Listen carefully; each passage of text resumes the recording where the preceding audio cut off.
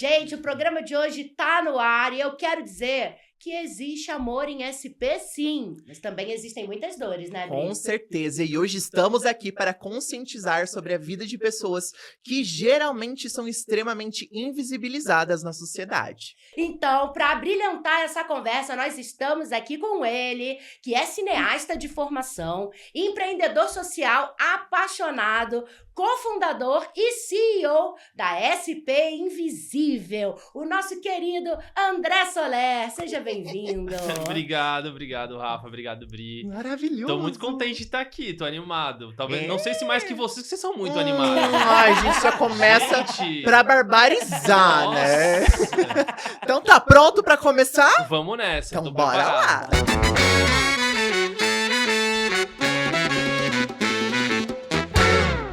André, super obrigada por estar aqui com a gente hoje. E ó, pra começar, vamos conferir a perguntinha do maravilhoso do Samuel Estevan, o Dimitri, em infância de Romeu e Julieta, que mandou aqui pra gente. Bora lá? Salve galera do As Amigas, aqui quem fala é o Samuel Estevam, eu faço o Dimitri na novela Infância de Romeu e Julieta. E eu queria saber o que é aporofobia. Eu gostaria de entender melhor sobre esse assunto, sabe? Valeu, beijão! Ai, maravilhoso! Samuel, muito obrigada pela sua simpatia, esse carisma de milhões. Obrigada por ter mandado aí sua pergunta. E ó, o tema de hoje é: a pobreza te incomoda? Então, antes da gente responder a perguntinha do Samuel, queria pedir para você falar um pouquinho pra gente da SP Invisível. Bom, vamos nessa. A SP Invisível surgiu há 9 anos atrás. É um projeto que eu comecei junto com meu amigo, o Vinícius Lima.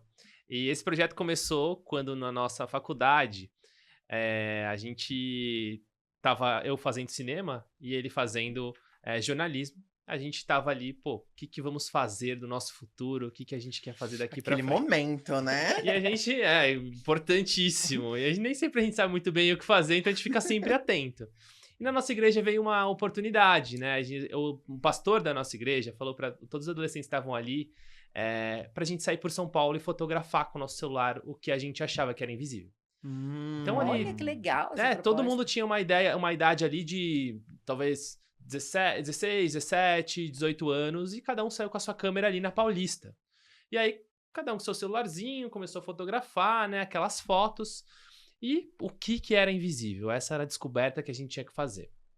E aí, eu, por exemplo, tirei uma foto de um prédio que estava ali um pouco sem nenhum prédio perto, porque na Paulista os prédios são todos grudadinhos. Com certeza. E aí tinha um prédio sozinho. Eu falei, esse prédio aqui tá mais invisível pra mim ali. Uhum. Aí eu vi uma senhorinha andando, uma senhorinha corcundinha andando pela Paulista, assim, sozinha. Eu falei, poxa, essa senhora aqui acho que ninguém tá percebendo que ela tá aqui. Uhum. E eu vi também um lixo que tava no chão, e uma coisa também me chamou a atenção, que foi uma pessoa em situação de rua.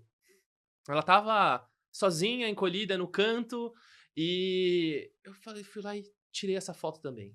E quando eu fui olhar as minhas fotos e fui olhar as fotos dos meus colegas, a gente tinha tirado fotos praticamente das mesmas coisas. Olha só. Mas uma coisa, todo mundo tinha tirado foto, que era da população de rua.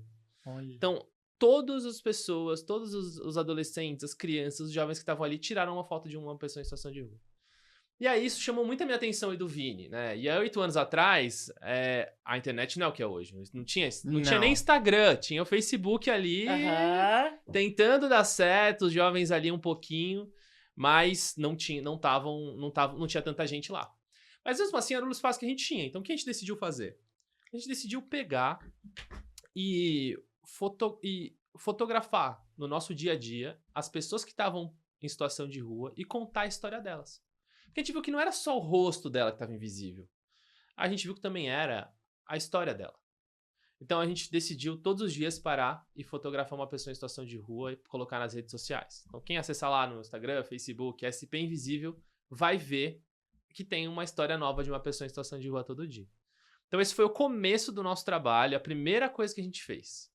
E aí eu posso mais pra frente contar muito mais. Eu comecei a seguir vocês nessa época. Nessa época, Rafa. Foi Você isso também. mesmo. Você também? Foi, exatamente. Foi lá no Facebook.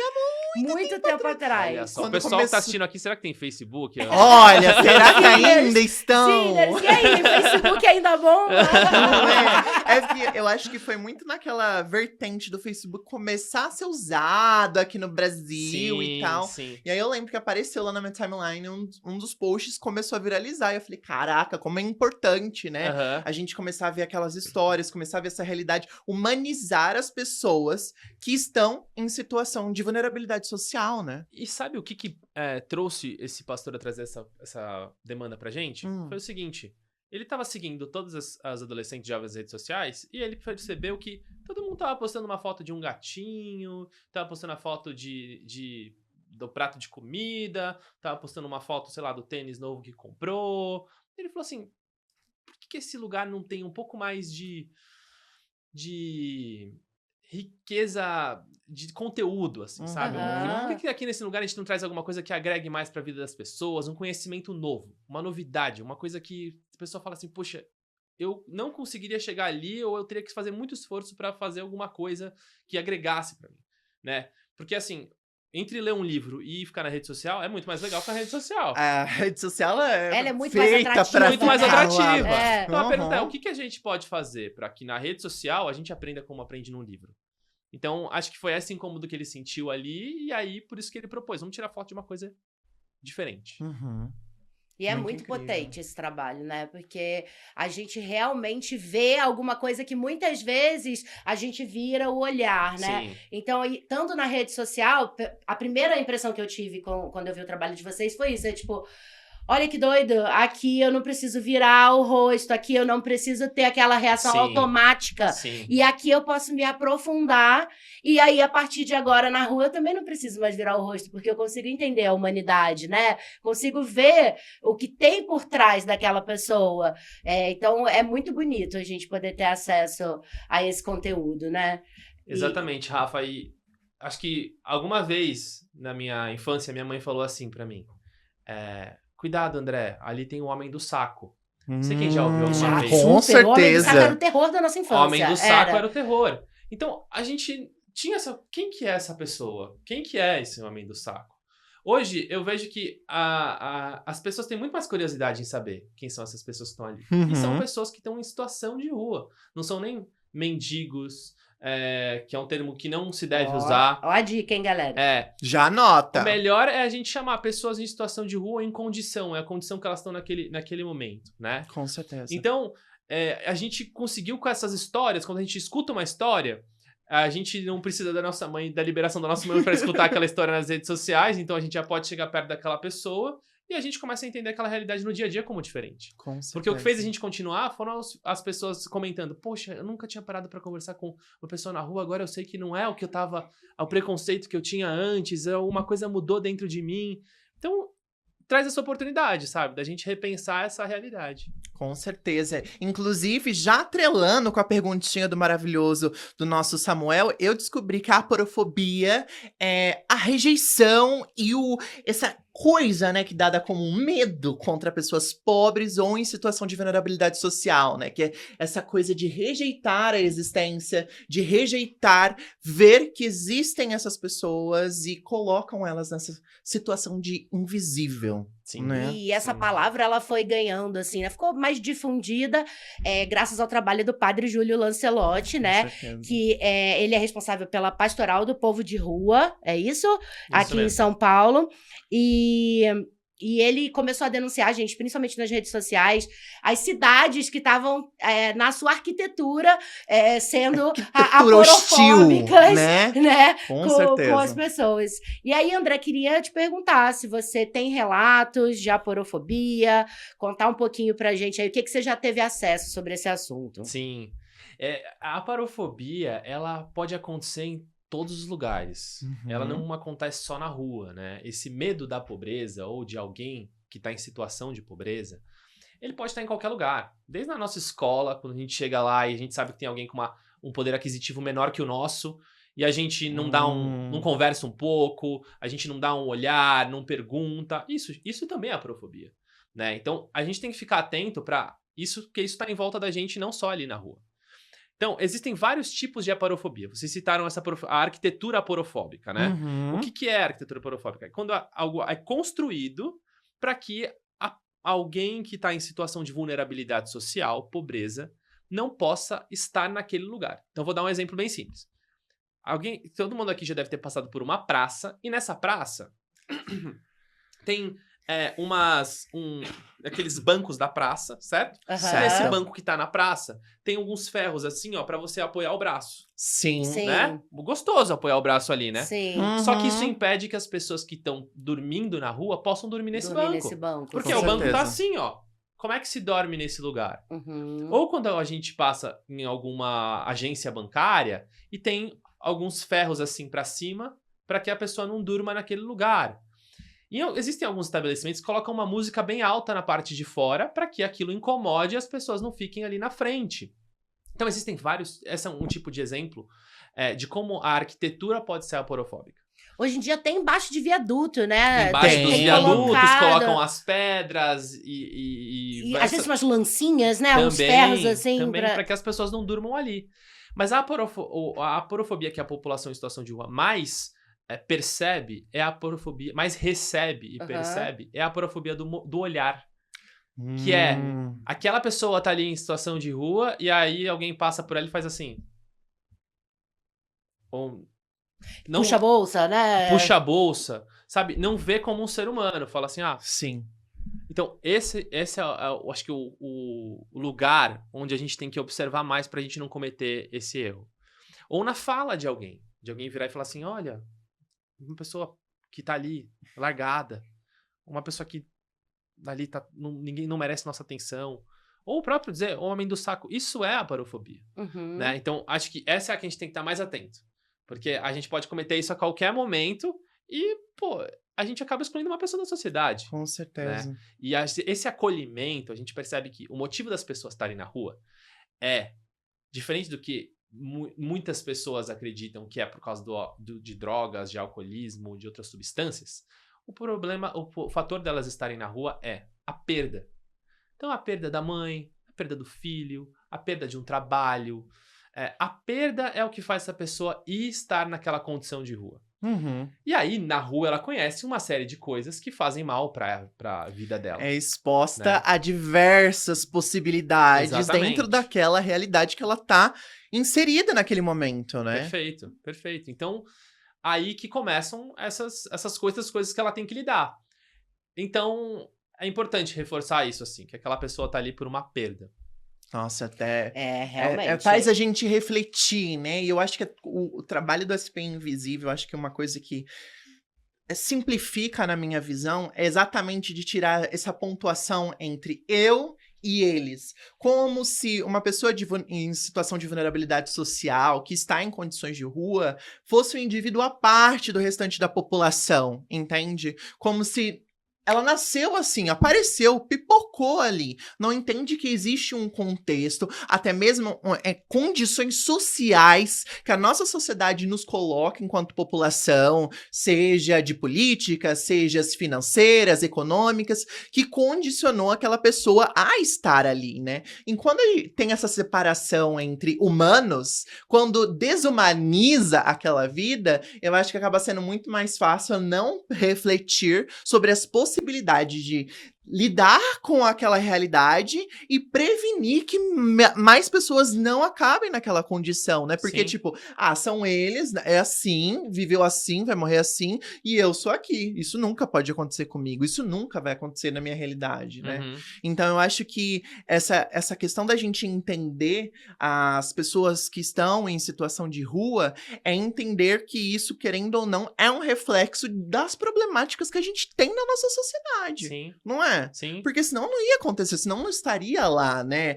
Se todo mundo tivesse acesso à educação, a trabalho, saúde, moradia, alimentação, Psicólogo. não seria uma realidade da nossa sociedade, Sim. né? Então, existem motivos que são quantitativos e que, de certa forma, afeta a vida de todos. E muito mais aqueles que já estão em situação de rua e que a gente consegue começar a refletir quando entende a realidade dessas pessoas, né? Uhum. Quando entende elas como seres humanos, de histórias, de motivações e assim por diante. Você Sim. falou aí de educação, né? Acesso à saúde, como que é para uma pessoa que está, né, em situação de rua conseguir ter acesso à saúde, por exemplo, à educação, né? Como que é hoje em dia, né? Se a pessoa tenta, sei lá, ir num serviço público qualquer. Sim.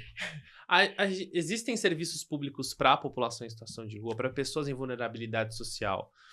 Existem centros de acolhida onde a população em situação de rua pode dormir, existem sistemas de saúde, existem assistentes sociais que encaminham essas pessoas. O Estado faz um bom trabalho para cuidar da população em situação de rua. Não suficiente e não humanizado. Mas existem diversos serviços disponíveis para essa população. Então, eles conseguem ter esses acessos. Não é tão fácil. Acho que tem algumas coisas que precisam melhorar muito para que aconteça. Mas a população de rua tem alguns serviços para que eles podem acessar. E até uma coisa que eu queria só reforçar da minha fala é o seguinte: quando eu falo sobre perda, não é que todo mundo que perdeu a mãe, o pai, vai para a rua. Sim. Mas é que quando a gente não lida com essa situação, quando a gente não olha para essa questão, fala, olha, isso aconteceu comigo. Agora eu tenho que me cuidar, porque existia algo perto de mim que não tá mais aqui. E aquilo era importante para eu conversar, para eu estar junto, mas entender que, poxa, agora eu tenho que olhar para mim, pedir ajuda para alguém, pedir ajuda para alguma psicóloga, pedir ajuda para o meu médico, para que eu possa voltar a estar feliz, né? Porque é uma dor muito grande. Sim. Então, é por isso que a gente tem que se cuidar. O autocuidado, ele é importante para que a gente esteja bem, para que a gente esteja feliz com nossos colegas, para que a gente esteja feliz na escola, esteja feliz na faculdade. E a felicidade, ela é importante para que a gente possa desenvolver coisas legais, para que a gente possa ter vários amigos. E a solidão faz com que a gente não viva isso. Então, a convivência social, quando a gente está com os colegas, quando a gente está junto com outras pessoas, isso é importante para que a gente consiga crescer como pessoa. Eu achei legal você falar disso, porque, gente, eu tive uma experiência com a SP Invisível, que foi o Natal. Foi. Eu participei. Conta pra gente um pouco o que é o Natal. Como que é esse Natal da São Paulo Invisível, porque foi muito legal estar lá. E é um pouco isso que você tá falando, é estar junto, estar com os colegas, né? Trocar, Sim, ter um Rafa. momento de felicidade. Sim. A gente percebeu que não é só sobre dar uma refeição na rua.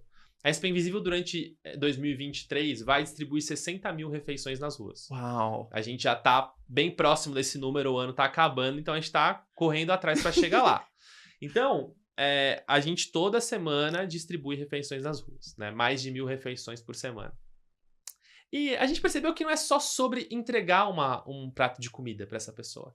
É também sobre levar um acolhimento. Levar um abraço, levar uma conversar um pouco com essa pessoa, escutar o que ela tá passando, o que ela tá vivendo, encaminhar para algum lugar.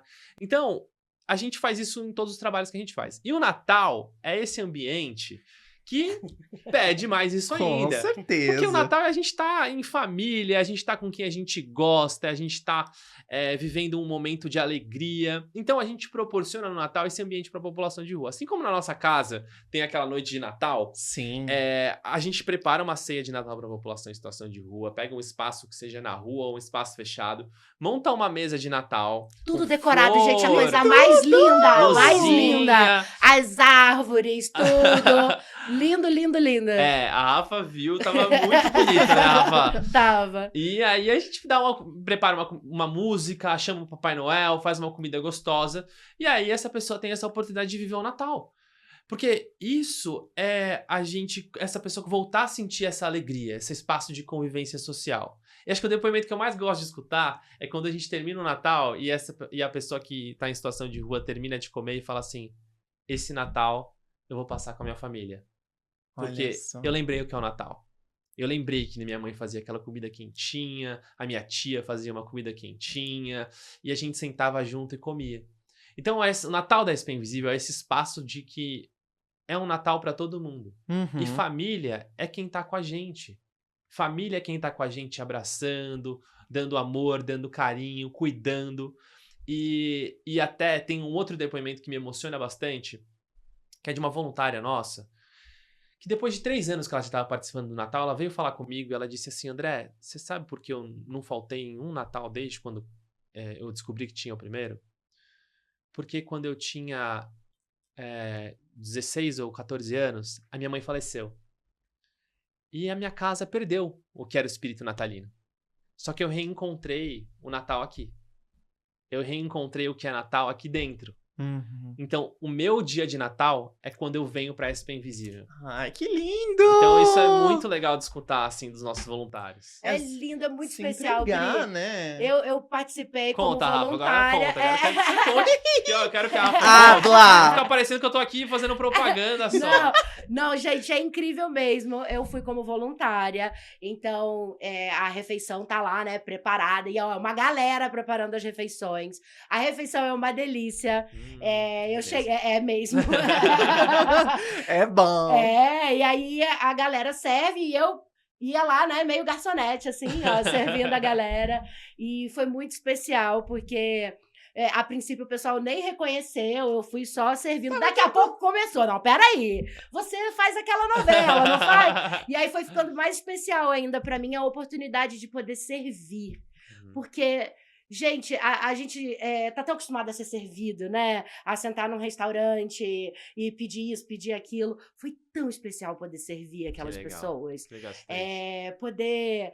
e aí o pessoal, pode comer de novo? Pode comer de novo. E tem sobremesa. E aí eu ainda anunciei um bingo, galera. Olha só, tem tudo. A Rafa no microfone. É completo.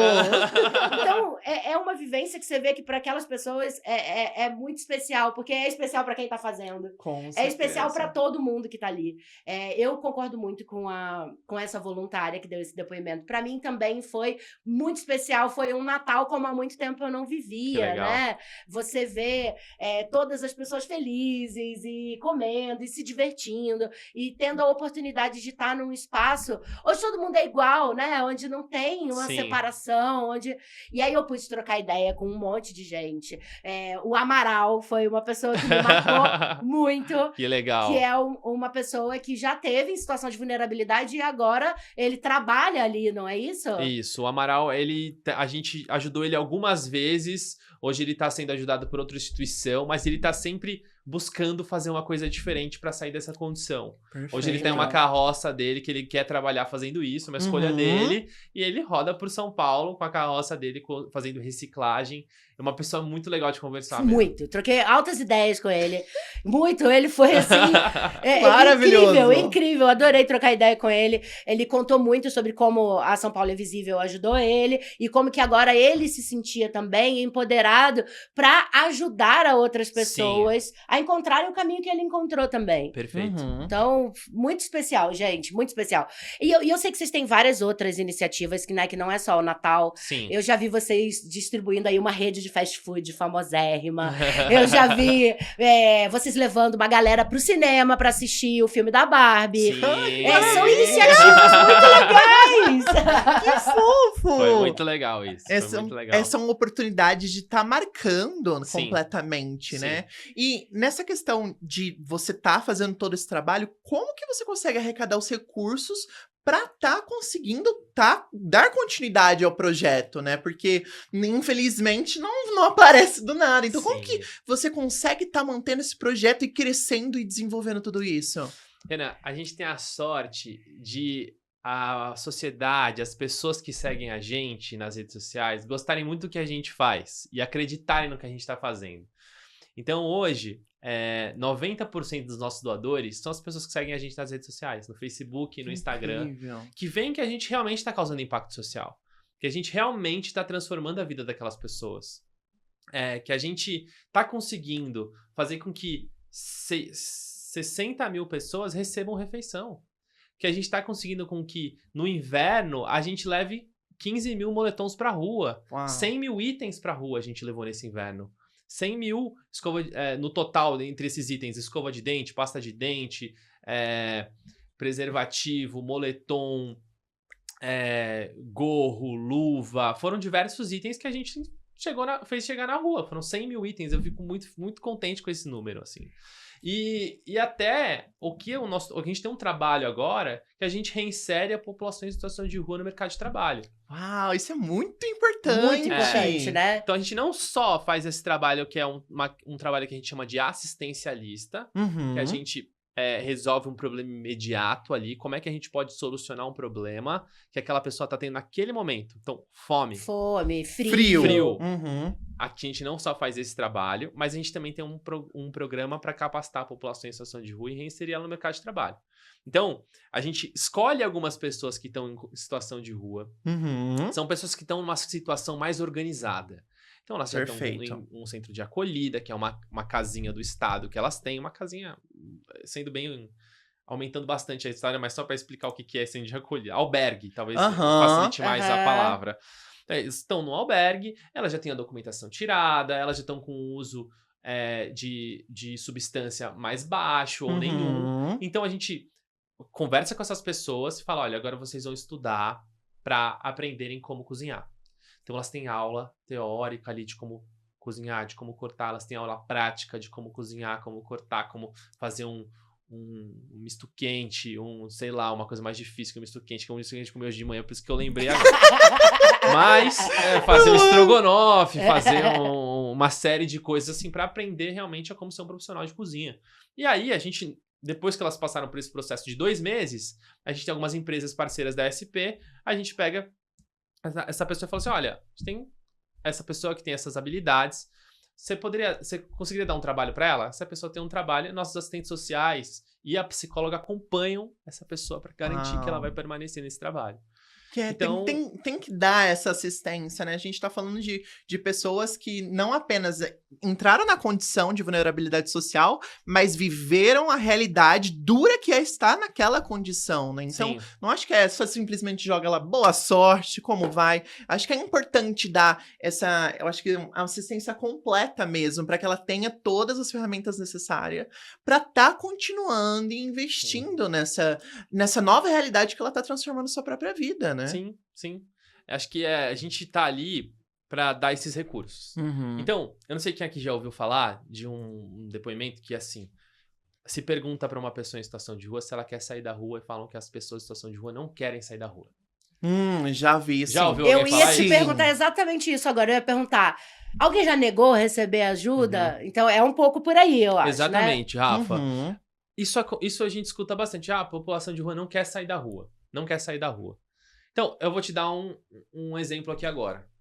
Se eu perguntar pra você aqui que tá escutando a gente, você quer sair da sua casa? Não. Não. Ué, não. Não, mas Oxi. calma aí. Pera, depende da casa. Aí eu falo pra você assim, É. aí eu falo pra você assim, olha, Ah. você quer sair da sua casa pra ir em um hotel 5 estrelas, ficar um tempo lá, com tudo te servindo, tudo acontecendo, e aí? Sim. Então, o que acontece? A gente tem que dar oportunidade pra população de rua. Então, a pergunta que a gente faz não é você quer sair da rua. A pergunta que a gente faz é a seguinte, você quer um trabalho que vai te ajudar a sair dessa condição?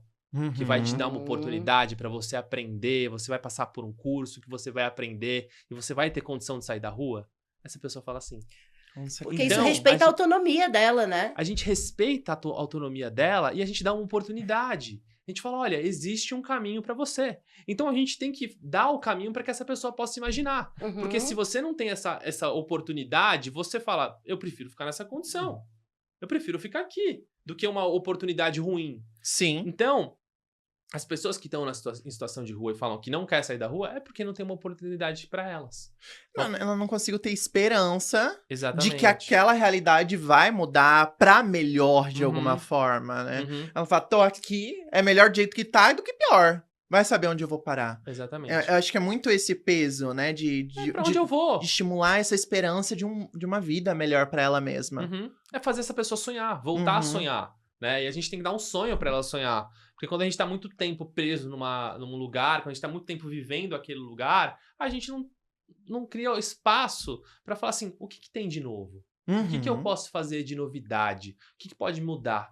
Então, acho que cabe a gente que tá acreditando nessa causa de trazer oportunidades para essas pessoas para que elas possam sonhar um futuro novo. Incrível. E como que tem essa relação das iniciativas privadas e religiosas nesse trabalho para lidar com as pessoas em situação de vulnerabilidade social? Tem apoio? Você tá vendo o aumento dessas atividades? Como que funciona? Olha, as instituições religiosas, elas têm um papel muito importante nesse sistema, né? Nisso que a gente nessa ajuda que a gente traz para a população em situação de rua. Porque eles têm uma constância muito grande. E eles têm recursos e pessoas contribuindo para que essa realidade mude. Então, eu acho que existem algumas pessoas que criticam, né, as religiões de estarem na rua e tudo mais, de estarem querendo ajudar as pessoas. Mas eu vejo que é o melhor caminho, assim. Eu acho que o propósito que eu vejo na religião, em religiões, eu posso falar de várias aqui, é em olhar para o próximo. Né? Olhar para o outro, entender como um igual. E não de afastar, de dividir, de dizer você não. Sim. Né? Então, eu acho que eu vejo com bons olhos, assim, essa situação.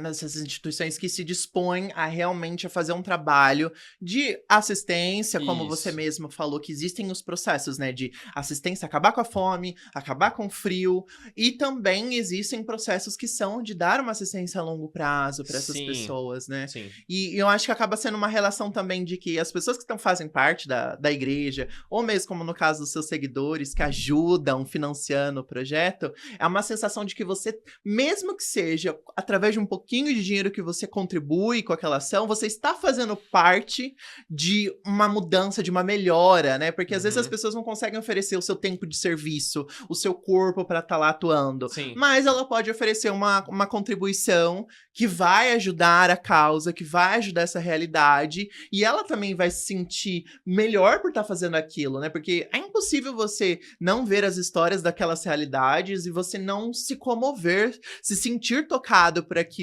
porque a gente percebe o quanto a gente está lidando com uma população que é invisibilizada, que não recebe a assistência muitas vezes que é necessário, e como dá uma vontade de, quero mudar esse mundo agora, eu quero virar uma chave e mudar tudo isso, né? Sim. Tem várias formas de ajudar. Eu fiz também ser embaixadora, né, com vocês. Aham. Que é, tipo, você conseguir chamar mais gente pra doar, né? Isso é Então, legal. a gente usa a nossa visibilidade pra trazer uma galera, né, pra ter acesso. Às vezes, não conhece, né, e aí passa a conhecer. Então, tem várias formas de ajudar, né? Tem. As pessoas, assim, no nosso site lá na SP, você pode ter várias opções de como você contribui. Então, tem gente que fala assim, André, eu não tenho dinheiro para ajudar agora, o que eu faço? Então, você pode ser voluntário da SP Invisível, né, participando de alguma ação com a gente. Ou, se você pode criar uma campanha de embaixadores, você cria uma página lá com o seu nome, com a sua foto, você fala, ô tio, ajuda essa ONG, ajuda aqui. E aí você começa a ver a sua página crescer as doações ali. Você acompanha, meu tio doou, minha tia doou. E aí é uma forma de ajudar a SP Invisível também a continuar causando impacto social. Então, eu acho que a gente abre essas portas para todo mundo poder ajudar de alguma forma, sabe? Com certeza. Falando em ajudar, tem uma máxima aí que as pessoas falam que é não dê esmola. O que você acha disso? Uhum. Olha, eu acredito o seguinte. Ajudar é importante. Doar é importante. Uhum. Qual é a diferença entre você doar para uma instituição, uma ONG, e você doar para uma pessoa que está em situação de rua? Você pode, os mesmos reais que você daria para a SP Invisível, você pode dar para uma pessoa em situação de rua. É que a SP Invisível se propõe a utilizar esses recursos de uma maneira organizada. Então, a gente investe em iniciativas que a gente já estudou, que a gente já percebeu que são importantes, que a gente tem justificativas para fazer elas acontecerem.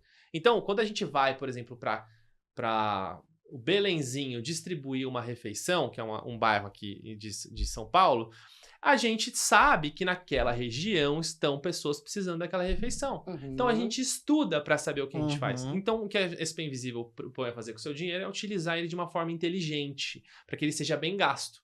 E é uma opção também você dar para uma pessoa que está em situação de rua, para aquela pessoa utilizar numa necessidade que ela está tendo ali naquele momento. Então, eu acho que assim, se você tem vontade de doar, doe. Não importa como. E você escolhe para onde você quer que o seu recurso vá. Agora, o que eu gosto de fazer é o seguinte. Quando eu dou para alguma pessoa que está na situação de rua ali, o dinheiro na mão dela, eu falo o seguinte, olha, para que você quer esse dinheiro? Essa pessoa fala, olha, eu quero comprar um chinelo. Eu tô precisando comprar um chinelo. Já chegou uma história real. Você chegou um menino pra mim e falou assim, olha, eu tô querendo comprar um chinelo, tio. Você me dá R$5 pra eu comprar um chinelo? Tô juntando aqui, só falta 5. Eu falei assim pra ele, olha, é o seguinte, eu vou te dar R$5, mas eu quero te dizer uma coisa. Esses R$5 são meus. E eu tô dando eles pra você. E a partir de agora, a responsabilidade de comprar o chinelo é sua. E eu tô acreditando que você vai fazer o que você falou pra mim que você vai fazer. Então é por isso que eu tô te dando. Eu espero que você cumpra com esse nosso combinado. Então eu dou esse dinheiro pra ele. Então, acho que é só uma questão, às vezes, de falar assim, olha, eu estou acreditando em você que você vai fazer o que você tá me falando. Porque nisso eu acredito. Porque eu não gosto de apoiar a ideia desse recurso ser utilizado para alguma substância química que vai, na verdade, levar essa pessoa mais para um lugar ruim, que eu não quero que ela esteja. E aí, se essa pessoa vai colocar o dinheiro dela nisso, eu prefiro doar para uma instituição. Porque eu sei que esse dinheiro vai ser utilizado de uma forma inteligente. Sim, e talvez até conseguir atingir várias pessoas, né? Isso. Sim. Porque a gente tem, na SP Invisível, por exemplo, a gente tem dois números que são muito importantes pra gente. Quanto que a gente precisa de dinheiro pra ajudar uma pessoa com uma refeição? A gente sabe que uma refeição custa R$16. Então, a gente com R$16 consegue ajudar uma pessoa. Quanto custa um moletom? Custa R$100. Então, consegue ajudar um moletom. Então, a gente tem esses números, assim. Então, a gente consegue... O nosso objetivo é, com o maior número de recurso possível, ajudar o maior número de pessoas possíveis. Porque senão a gente pega o dinheiro e acaba utilizando ele com o maior número de dinheiro possível, o menor número de pessoas possível. Ou, essa é uma forma que eu tô falando de quantidade. Ou a gente pode olhar para qualidade também. Falar assim, não, eu quero ajudar essas pessoas com qualidade. Por exemplo, a iniciativa de empregar a população de rua, ela custa mais dinheiro. Só que a gente traz mais qualidade para isso. A gente traz mais oportunidade para isso. Então a gente fala, pô, isso tá valendo a pena. Tá valendo a pena esse investimento, né? E na sua visão, quais que são os caminhos pra gente acabar com essa realidade onde as pessoas estão em situação de vulnerabilidade social? Em questões até mesmo de políticas públicas que poderiam ser implementadas e serem trabalhadas melhor. Olha, a gente primeiro precisa diversificar as políticas públicas. A gente precisa ter muitas oportunidades de muitas portas de saída para essa população. Acho que essa é a primeira coisa, porque não tem uma solução para esse problema. A segunda coisa é a gente fazer com que esses serviços trabalhem de forma organizada e humanizada. Porque, às vezes, é muito mais sobre ser humano com aquela pessoa, de tratar ela como ser humano, como igual, como indivíduo, do que fazer algo que é muito processual, muito sai daqui, entra aqui, puxa aqui, porque são pessoas. Então, trabalhar isso com muitas pessoas é difícil. Trabalhar isso com poucas pessoas é mais fácil. Então, a gente precisa criar, por exemplo, lugares centros de acolhida, que são albergues, na palavra comum. Conhecimento popular, né? Os albergues com menos pessoas, porque a gente consegue cuidar delas de forma mais individualizada. E a gente também tem uma política que tem dado muito certo, que é uma iniciativa chamada Housing First, que é a casa primeiro. Então, essa é uma ideia que foi estudada, que funciona muito bem em Portugal, que a ideia é a seguinte: vamos dar primeiro uma casa para essa pessoa. E dentro dessa casa, ela resolve as questões que ela tem. Então, questões de drogas, questões emocionais, questões de trabalho. Primeiro uma casa. E aí, essa ideia, ela é interpretada da seguinte maneira. Em vez da gente tirar... a gente conseguir tirar a rua dessa pessoa.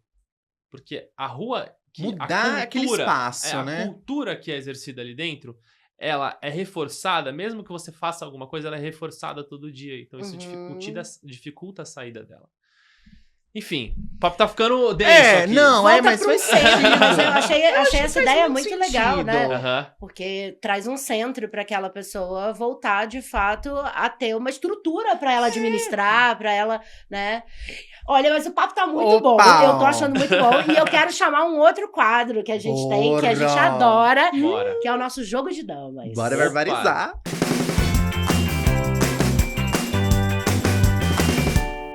Estamos de volta pra gente barbarizar no nosso jogo de damas. E dessa vez a gente trouxe algumas declarações de pessoas que estão em situação de rua, aonde elas compartilharam no site da SP Invisível.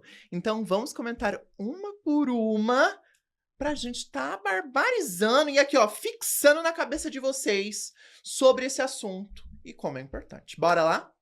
A primeira, fico me perguntando o que eu fiz para merecer dormir no frio, na calçada, com 78 anos de idade. Esse não é o Brasil que eu quero para os meus netos. Antônia, em situação de rua, 78 anos.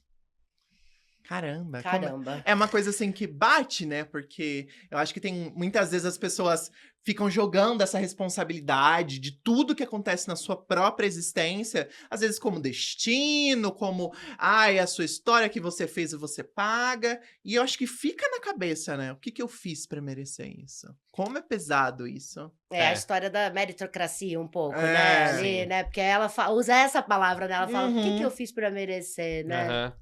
Aham. A gente tem o Brasil é um país muito desigual, né? É um país onde a gente tem poucas pessoas muito ricas, algumas pessoas que estão ali na classe média e muitas pessoas pobres. Uhum. E muitas pessoas pobres. Tem um dado que me escandaliza demais, que é... Eu vou dar um aproximado, tá? Não lembro o dado exatamente, mas só 10% da população brasileira tem uma renda familiar acima de R$8.000. Só 10% da população brasileira. Caramba. É um absurdo. São pouquíssimas pessoas. E eu tô falando de uma renda familiar. Não é que uma pessoa... Uhum. Aham. A família. A família. E Eu vi esses dias, desculpa te interromper, mas Aham. só para dar uma contextualizada nesse número que você trouxe, eu vi um estudo esses dias que o salário mínimo, atualmente, para ele, de fato, né, abarcar alimentação, saúde, teria que ser no mínimo R$6.500. Isso, o salário mínimo de uma pessoa. Você está falando da renda familiar, né, de um grupo, Isso. Não, assim, a desigualdade é muito grande no nosso país. Então, quando a gente dá para essas pessoas, para a sociedade total, ensino, uma estrutura familiar mais agradável, um lugar que seja menos tóxico, né? Seja com amizades mais estabilizadas emocionalmente. Uhum. Quando a gente cria ambientes mais agradáveis, a gente consegue desenvolver mais, que as pessoas se desenvolvam mais. E esse é um papel que hoje só o Estado pode fazer. Fato. Então, a educação de qualidade, ela é importante para que a gente consiga fazer de igual para igual essa relação de quem vai passar no vestibular, por exemplo. Uhum. Porque aí, se a gente sai, se todo mundo... Imagina, se o foguete sai da mesma plataforma, ele consegue chegar junto no mesmo lugar. Sim. Agora, a gente tem um foguete que está saindo muito mais embaixo com menos gasolina. Exatamente. E se tiver gasolina? Então, isso dificulta com que a gente chegue no mesmo lugar. E a gente precisa, então, encontrar formas de igualar essas relações. E o Brasil hoje não é assim.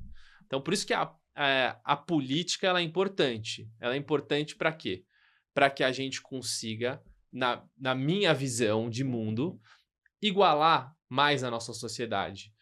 E isso pode acontecer não só politicamente, mas também no trabalho. Então, a gente dá oportunidade para pessoas, acreditar em pessoas, para que elas se desenvolvam, para que elas surfem novos horizontes. E é que essa pessoa, se você é essa pessoa que está recebendo uma oportunidade, abraça a oportunidade. Sim. Sabe? Respeita essa oportunidade. Fala assim, eu vou entender isso como um desafio para mim, não é o mais fácil para mim, mas eu vou encarar isso.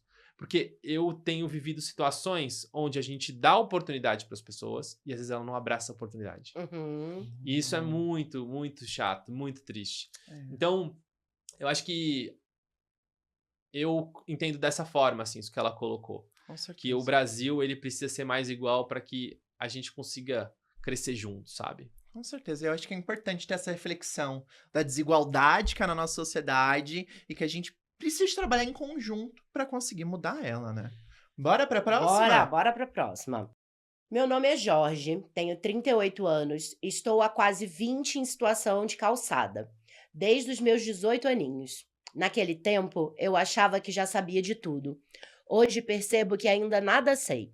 A rua não é lugar para ninguém, não desejo nem para um inimigo. Isso aqui é insalubre, é a sobrevivência dos mais fortes. Jorge, em situação de rua, 38 anos.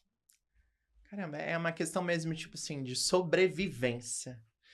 tá fazendo o que é possível e impossível para se manter vivo. Sim. E como é desafiante isso, né, para as pessoas que estão nessa situação de vulnerabilidade social. Que não é uma situação, está ali porque quer, né, que é o que é passado. Está ali porque quer, não quer mudar, gosta dessa situação. Não acho que seja esse ponto que as pessoas se sujeitam a estar lá. Não é uma questão de escolha. Eu vou, pronto, vou escolher excluir-me da sociedade Sim. e viver uma situação de vulnerabilidade social, passar frio, passar fome, passar agressões, né? Porque a violência Sim. existe. Sim. A gente tem uma realidade na sociedade onde a população que está em vulnerabilidade social recorrentemente sofre agressões. Então, assim, não é uma coisa que, eu vou mudar pra lá e pronto. Sim. E a rua é um lugar que é o seguinte, ele é um lugar que pode acontecer qualquer coisa a qualquer momento. Quando a gente tá dentro de uma casa, da nossa casa, as coisas estão controladas. A gente sabe por onde as pessoas entram, que é pela porta. A gente sabe por onde entra o ar, que não vai cair chuva porque tem o teto, que é onde a gente faz as nossas necessidades, onde a gente pega um copo d'água. Na rua, tudo isso que eu falei, você não sabe mais como é que faz. Você não sabe por onde entra, porque entra por todo lugar. Não tem o teto, porque cai chuva de onde você tá. Aonde que eu pego água, porque não tenho bebedouro. Aonde que eu faço minhas necessidades, porque não tenho banheiro. Então, é um espaço de muita vulnerabilidade, de muita imprevisibilidade do que pode acontecer com você que tá ali. Muito espaço muito desprotegido. E é um lugar que também a gente não sabe como é. E a gente nunca vai saber como é. Porque desde quando eu nasci, eu tinha uma tarefa. Por mais que a gente não perceba, mas eu tinha que acordar e eu tinha que, por exemplo, tomar o meu leitinho de manhã. Uhum. E aí, à tarde, eu assistia minha televisãozinha. E eu cresci um pouco mais, eu ia na escola. E aí eu fazia natação, e aí eu tinha piano, e aí eu tinha a minha professora de matemática, e assim. Então, eu tinha uma série de tarefas, uma série de coisas, uma série de agendas. A rua é esse lugar onde você não tem isso. E não ter isso é viver a liberdade extrema. Eu não sou livre. Uhum. Eu nasci não sendo livre. Mas para o ser humano é importante que a gente tenha algumas construções, alguns degraus, para que a gente consiga ir subindo, para a gente consiga ir andando. Porque se a gente não tem isso, qualquer coisa serve, qualquer coisa é oportunidade. Ou não tem nada na frente. E viver essa situação de liberdade que a rua proporciona, ela não é saudável. Então, recado final. Faz o que sua mãe tá mandando. Boa. É realmente muito importante. Bora pra nossa terceira e última situação. Bora. Quem tem fome quer mais que um prato de comida. Quer também sentar à mesa, conversar. Esse é um dia em que o Natal pode ser vivido. Eu acho que relembra muito isso que o André Soller falou. Você, né? O projeto... Eu li ainda Eu o que final. falou isso. Quem falou? Quem falou? É você, gato. E eu acho que é exatamente o que você já falou aqui, né? Da importância dessa humanização, de dar esse espaço onde as pessoas vivenciam esse momento. E eu acho que é tão simbólico o Natal, porque é algo que tá, assim, injetado na nossa mente da sociedade, a reunião em família, nos filmes, em tudo que tem, né? E quando você não tem acesso a isso... É aquele momento, né, de solidão, de sofrimento, e você ter essa oportunidade de estar aí celebrando, vivendo, experimentando isso, traz a esperança, né, que a gente comentou que é tão importante. Sim, sim.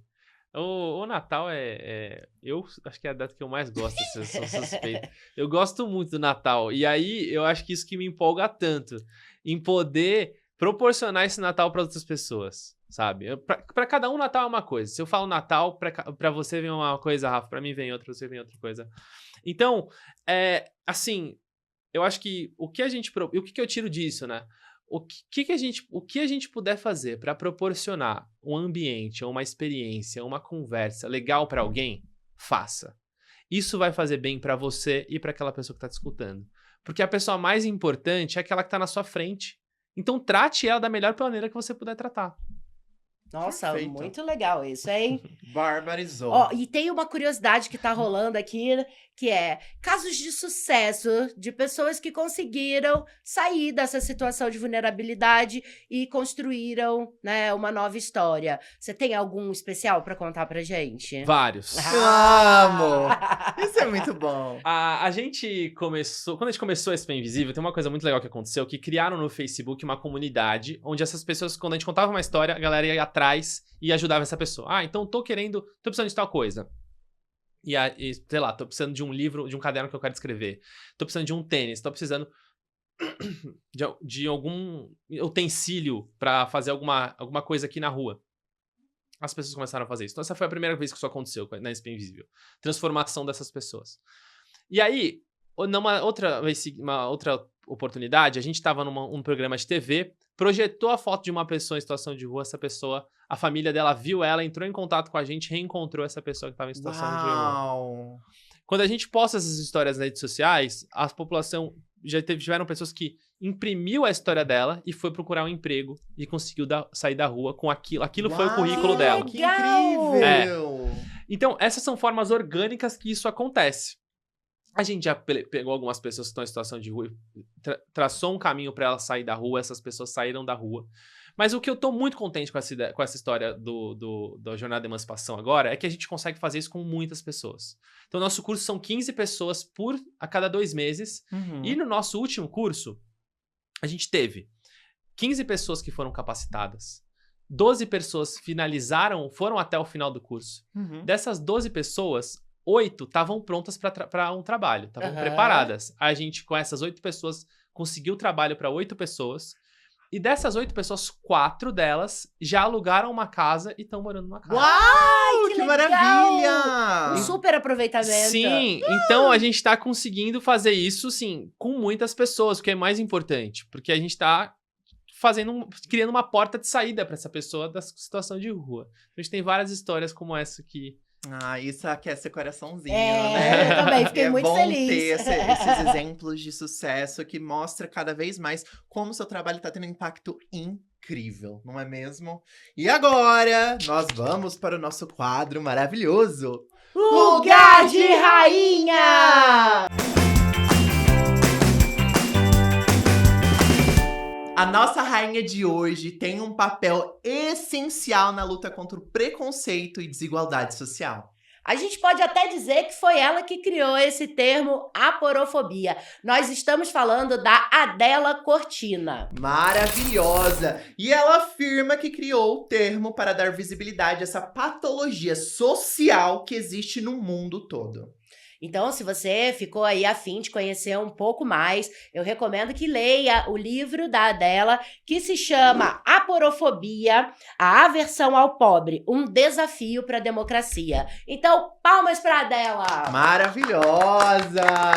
Olha ela aí, Ela barbariza. ela arrasa. Ela arrasa muito. Eu tava lendo um pouquinho sobre o trabalho dela. A gata é engajadíssima! Muito incrível. Sim. Nossa rainha de hoje. E, gente, hoje a gente trouxe aqui um pouco, né, sobre a aporofobia, sobre caminhos para a gente lidar melhor com as desigualdades. Então, quem quiser aí procurar mais, eu recomendo que pesquise bastante. E também que conheçam o site da SP Invisível. Por favor, Tem né? muita coisa legal lá para vocês ajudarem, né? Tem várias formas de ajudar, não só financeiramente, mas financeiramente também. Sim. E, André, deixa seu recado, fala aí com a galera, projetos, qualquer coisa que você quiser compartilhar com a gente. Bom, primeiro, obrigado pela oportunidade de estar aqui conversando com vocês. Para mim foi um prazer.